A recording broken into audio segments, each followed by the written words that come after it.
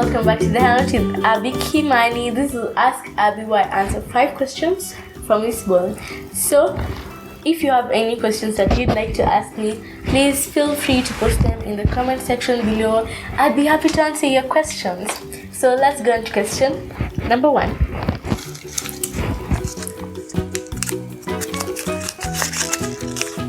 Hey Abby, I would like to engage in church ministry.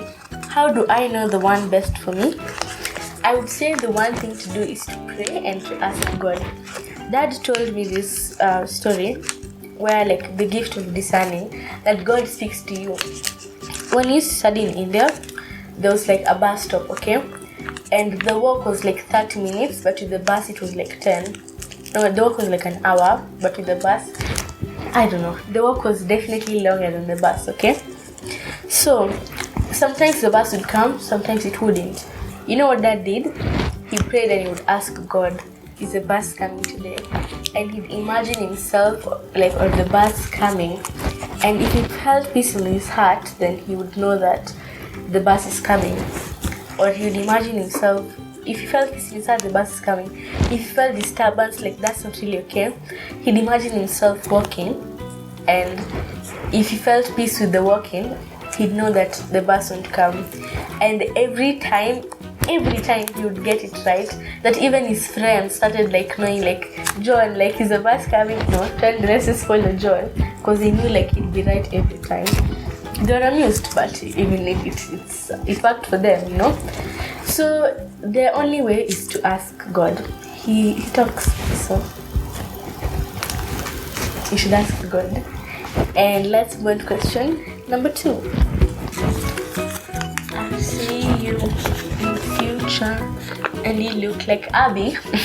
Hi. I heard you were going back to school. What have you done to prepare? No.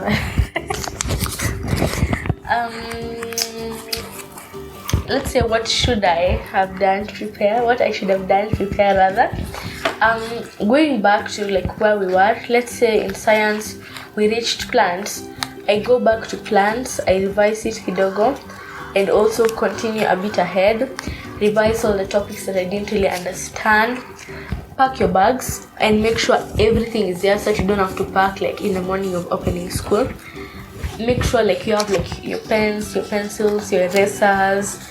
Make sure you have your uniform, your shoes. Maybe you lost your shoes and it's going to be opening day and you're guy, viatu zangu ziko? Or viatu vyangu ziko? Thing. So yeah, that's it. Also praying. You should pray that everything goes smoothly and that you'll be able to pass your exams. I think that's about it. And making sure you have all your books. Okay, Aki leaving an exercise book by mistake, it's the worst. It's the worst. But anyways, let's move on to question number 3.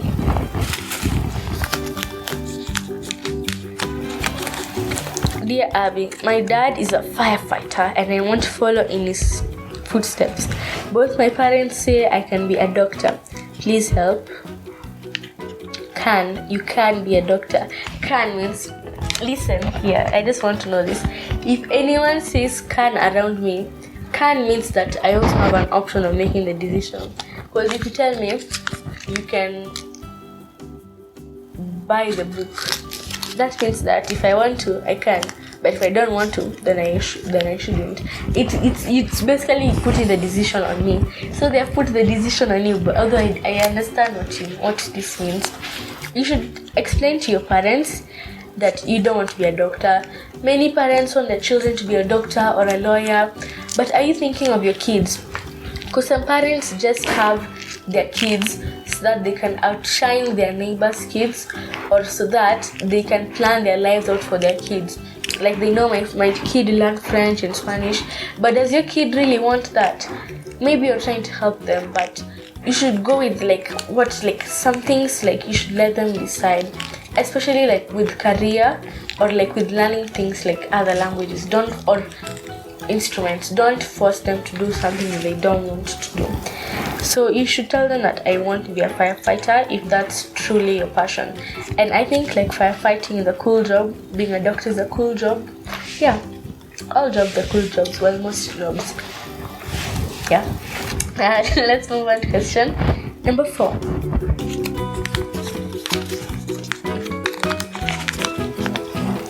Dear Abby, can God still raise people from the dead? Yes, God can still raise people from the dead. I actually have this story. When my dad was in India, he was in like this group, this fellowship group, and I've forgotten their name. But they were really powerful people who were really in touch with the Holy Spirit. Like, let's say someone had an amputated arm, the arm would grow like right in front of you. Someone who, like, let's say you are sick, you have a cold. There's a person who could. They were twins. The ones who could heal like arms, or legs which are amputated. They were twins. There's also this guy who, like, let's say you have a cold, he'll come in the room. He'll feel like he has a cold, and he'll know that someone in here has a cold, and he'll know it's you. And people who are just really in touch, powerful, like, healing. I think they healed, I don't know who, from arthritis, his mom, R.I.P. Sure. Yeah, so it is like, wait, what was the question? Can God? Yes, God can still raise people from the dead. God can do anything, but it doesn't mean, like, if you want to do it for your entertainment, don't think that God will lift the sink for your entertainment. He can lift this thing, can make it levitate, just not for your entertainment, but he can still do it. But let's move on to question number 5. Actually, I'm tempted. I've been tempted to like ask God, like, the Gideon was like, he told God, he was called by God to fight, and he's like, I'm not falling for this. It's not funny. Nobody's laughing. Anyways, he put the wool on the ground, and he was like, in the morning, like, if it is true, like let the ground be wet and the wool be dry, and then the next day it was vice versa, and it worked. God did it. So I'm wondering, so like, God, if you're real, make it rain tomorrow, and then you do it. But I know it's real. I don't know why I was messing around. But let's just move on to question number 5. Hi Abby, oh, look at this cartoon. So cute. When will the pandemic come to an end? I'm not a time traveler. Like, how am I supposed to know? I don't even know some math formulas. I don't know when it's going to come to an end. But I'm assuming by late 2022 there should be like barely any cases of COVID. That's what I'm assuming. God forbid there are any, but like logically, I think by late 2022 there shouldn't be like any like COVID cases. But I truly don't know. No one knows except God.